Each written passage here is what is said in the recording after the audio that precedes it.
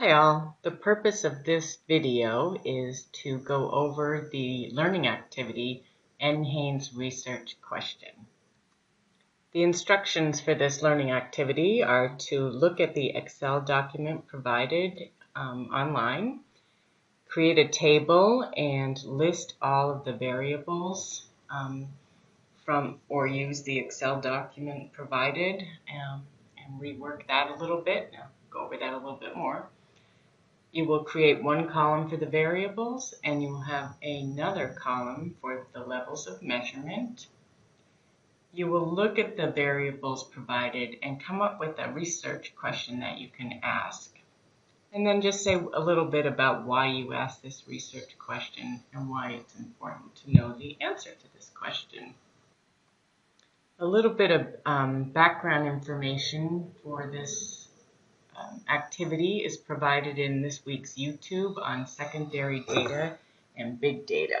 So this will go over exactly what secondary data is, the advantages, disadvantages, and some examples of some data sets that are out there. Also, Pollitt and Beck chapters 3, 8, chapter 16 and 17, and the front cover of the Pollitt and Beck book has a little table in there called Quick Guide to Bivariate Statistical Tests. That's a great resource. And the NHANES website. So what is NHANES? So NHANES stands for National Health and Nutrition Examination Survey. It's the study of the relationship of diet, nutrition, and health. It is available for the public to access, and it can be looked at, and we can look at public health issues through having all this data. And go to the next slide here. It's been in place since 1999. They annually sample 7,000 people and interview those, and 5,000 are examined. What they do, the interview part of this study includes demographic information, socioeconomic information, dietary and health-related questions, and then there's also an exam where they collect medical, dental, physiological measurements, and some laboratory tests. It is a huge data set, and many research studies have been conducted using this as the secondary data. What we will be looking at is just a small sample or a small subset of this data from 2005. You can access this subsample of data from the assignment tab here, where you have a little link onto the Excel document, or it's actually in week 15, and that's available for you there too. Get to week 15 here. I'll show you right where that is. So there's the YouTube there, and here is the Excel document. You click on that, you will come to a output, the Excel, and so you have here in this subset, you have the code given to the variables in this data set. This is the label, so you can actually see what this data is. So you see here we've got the age, we've got their gender, race, body mass index, self-reported weight, and in this column here it says measurement level. So for the assignment today, what I want you to do is create your own table and have one column with the name of the variable and one column with the level of measurement.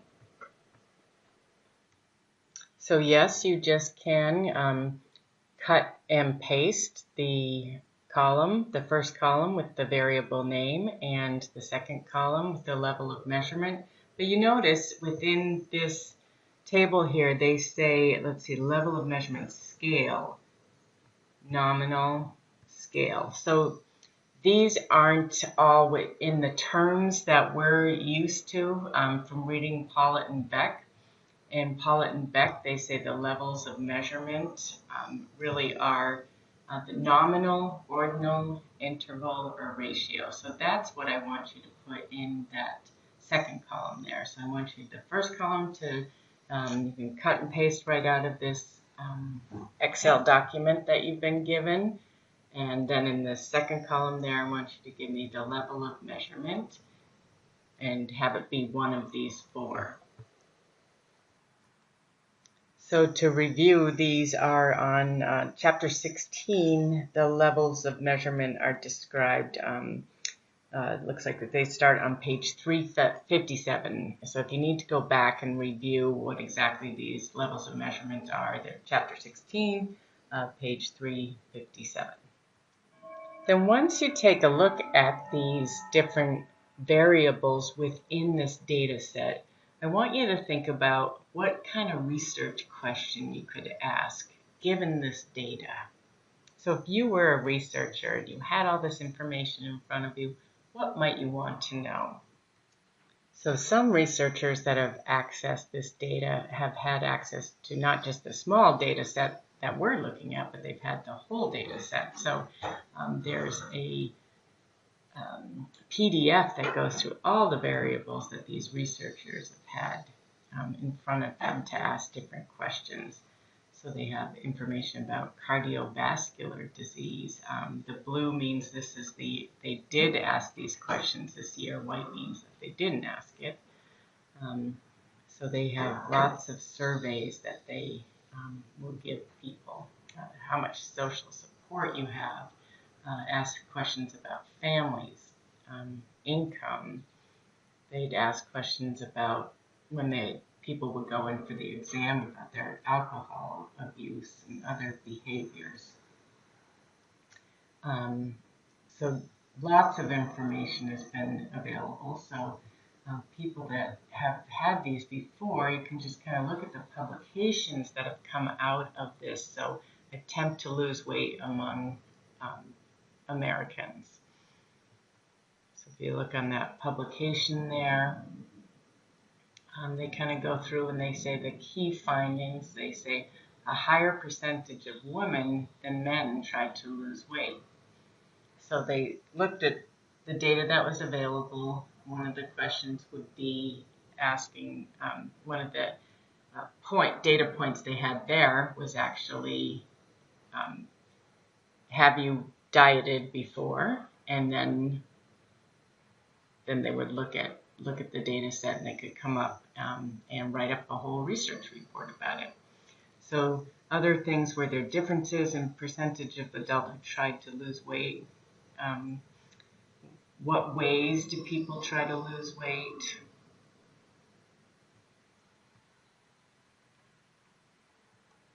This link that's in your Sakai site here,